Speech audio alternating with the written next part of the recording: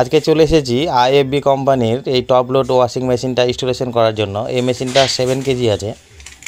তো ভিতরে অবস্থা দেখতে পাচ্ছেন, অন্যান্য মেশিনে যা থাকে সেম এটারও আছে। আর এটা ডিটারজেন্টের, এটা অন্যান্য মেশিনের থেকে খুব সুন্দর ডিজাইন করেছে কোম্পানি। তো মেশিনটাকে শুয়ে নেব এবং ট্রান্সপোর্ট প্যাকিংটাকে খুলে দেব। এটা খোলা খুবই জরুরি। আর নিচের কভারটা বেশ সুন্দরভাবে লাগিয়ে নিচ্ছি।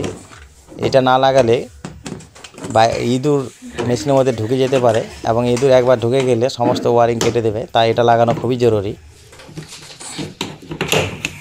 হ্যালো, বলছি যে ইয়ে করা হলো,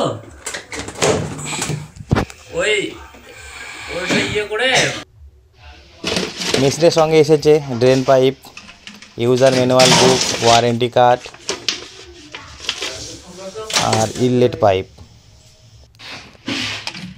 তো ড্রেন পাইপকে লাগিয়ে নিচ্ছি এবং ড্রেন পাইপের লকটা বেশ সুন্দরভাবে লাগিয়ে নেব যাতে পাইপটা না খোলে। এবার ইনলেট পাইপকে লাগিয়ে নিচ্ছি।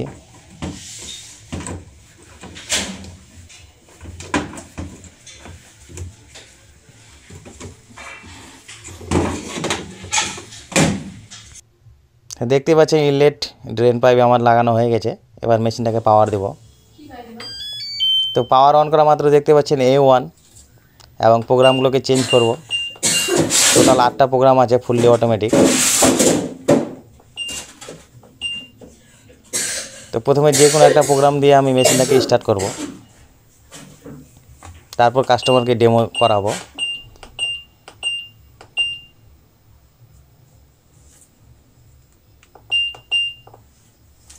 তো ইউনিফর্ম প্রোগ্রামটা সিলেক্ট করেছি।